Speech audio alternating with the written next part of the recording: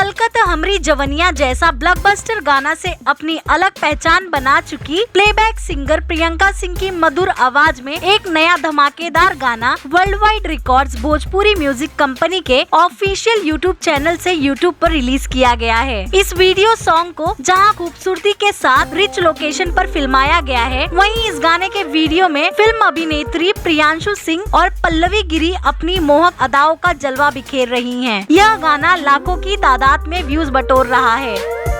जैसा कि आप जानते हैं, इन दिनों world wide records Bhojpuri music company दर्शकों और संगीत प्रेमियों के भरपूर मनोरंजन के लिए धमाकेदार सप्ताह शुरू किया है, जिसके तहत एक से बढ़कर एक मधुर व कर्णप्रिय गाने श्रोताओं के बीच प्रस्तुत किया जा रहा है। इसी कड़ी में बहुत सारी सुपरहिट फिल्मों का हिट गाना गा चुकी प्रियंका सिंह की आवाज में रूप बा अनूप गाना आया है, जिसे ऑडियंस का भरपूर प्यार मिल रहा है।